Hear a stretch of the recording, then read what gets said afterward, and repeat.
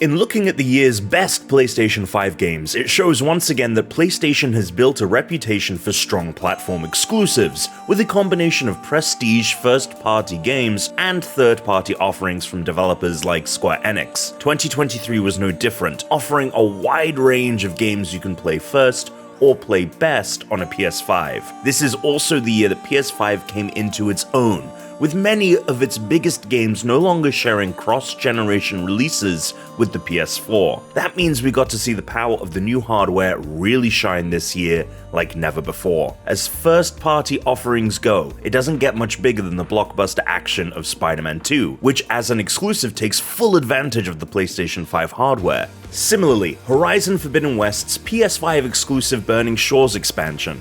Though Forbidden West also received a PS4 version, the PS5 exclusivity of the expansion let developer Guerrilla really spread its shiny metal wings. Third parties rounded out the PlayStation library this year with a number of great games that you can't play on any other console. This list does contain a few games available to play on PC as well, and one of them also has now released on Xbox and wasn't there at the time of writing, but that's a good thing for getting these great games in front of the widest audience possible. Here are some of the best PlayStation exclusive games of 2023.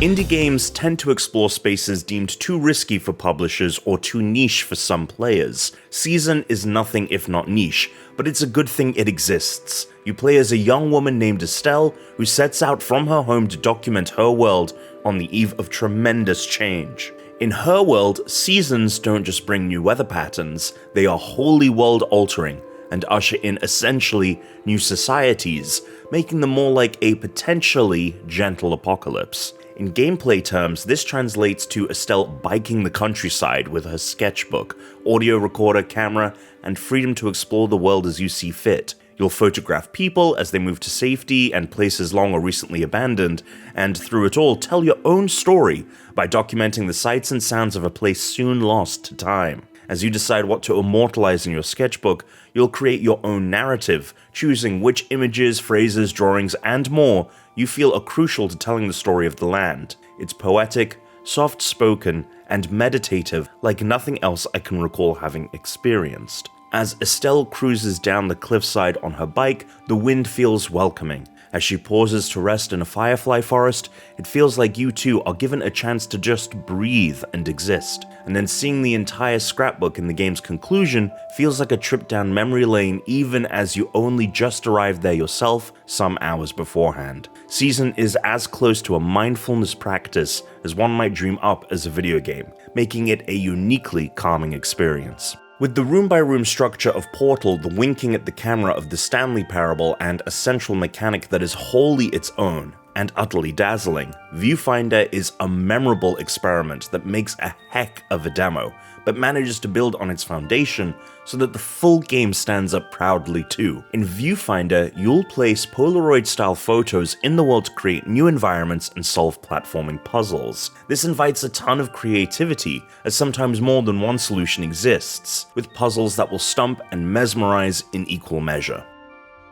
The latest game in Insomniac's highly acclaimed Spider-Man may just be the best yet. The open world has been expanded to include more boroughs of New York City, and the dual Spider-Men, Peter Parker and Miles Morales, have a new gliding wingsuit that feels additive to the well-crafted traversal without eliminating the sheer joy of slinging webs around skyscrapers. Manhattan has never looked better as well, thanks to the PS5's ray tracing that creates beautiful reflective surfaces. Combat has also gotten just enough tinkering to make its best quality shine, letting you feel the improvisational hero as you thwip and smack around Kraven's goons. Plus, after a post-credits teaser following the first game, this one delivers a gripping story revolving around the symbiote, Venom, and it sets the table for what looks to be an incredible finale to Insomniac's masterpiece series. Spider-Man 2 is a great showpiece for the PS5 and an expertly made action spectacle.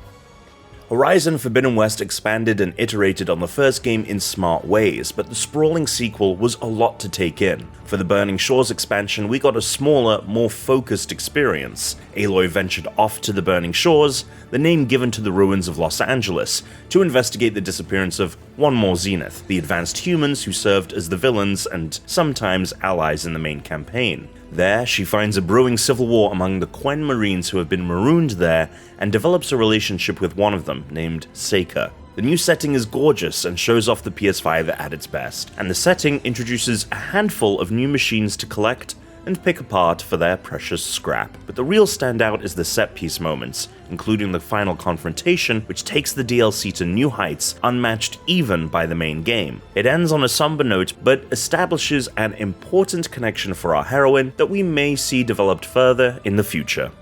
The team behind the critically acclaimed MMORPG Final Fantasy XIV took the next mainline entry in the storied franchise in a completely different direction. But even with the shift to character action gameplay a la Devil May Cry, with light RPG elements sprinkled in, Final Fantasy XVI remained true to the core ethos of the series. Within a story of warring nations vying for survival and the iconic icons at the crux as a parallel to weapons of mass destruction, FF16 is a story about love, the many forms it can take, and how it becomes a driving force in our lives. It's also brought to you through a cruel medieval world where magic users rise against their oppressors and the powerful reap the seeds they sow in the face of environmental destruction. FF16 pushed the limits of the PS5's power as an incredible graphical showcase, but it wasn't just for the sake of flexing. The vivid visualizations gave its brutal yet heartfelt story a certain weight and scale for some of the wildest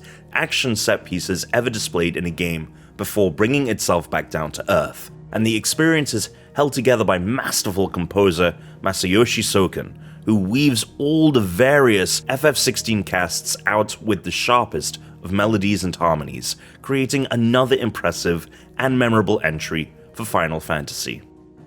Humanity mixes satisfying puzzle solving with chill flow state vibes to great success. It's easy to compare it to Lemmings, as you're tasked with creating pathways across stages to guide hordes of people toward a goal, in this case into the light. However, unlike Lemmings, you play as an adorable glowing Shiba Inu, and there's no threat of accidentally killing the humans you're shepherding. If they fall off a ledge, they simply reappear and continue to stumble along the path you've set for them, encouraging experimentation and making for a relaxing, stress-free puzzle experience. Humanity is simple at the beginning, but quickly ramps up in complexity as more intricate paths are needed to cross stages and collectibles called goldies are introduced. But where most puzzle games are fine with letting you sit and stew on a level you're stuck on, Humanity offers video hints preventing frustration while allowing you to continue your journey. The vibes are immaculate in Humanity, with the pulsing beats of its electronic soundtrack and the cool-toned color palette making for a stylish and relaxing game that's befitting of the publisher behind gems like Tetris Effect and Rez. If kicking back and playing on the couch isn't enough,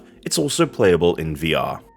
To clarify, at the time of writing, Baldur's Gate 3 hadn't launched on Xbox Series X and S yet, but it is now available on that console. With countless branching storylines, unparalleled freedom, brilliant combat, clever writing, and some of the most compelling and perfectly voiced NPCs to ever exist in a video game, Baldur's Gate 3 is truly extraordinary as an immersive single-player RPG. And yet, Larian didn't stop there. Not only is BG3 a fantastic time to play alone, but it's spectacular with friends, and the best way to play with friends has to be on the couch, on a console. Baldur's Gate 3's chaos, humor, and sense of adventure are only amplified when you and your party explore the world of Faerun literally side by side. And sure, you can still play co-op on PC, and the game is now out for Xbox Series X and S, where it also has split-screen multiplayer, but for its time as a PS5 exclusive, this key feature and the PlayStation 5's gorgeous visuals gave the game a real edge on the Sony console. That said, there are still some perks to playing BG3 on PlayStation 5,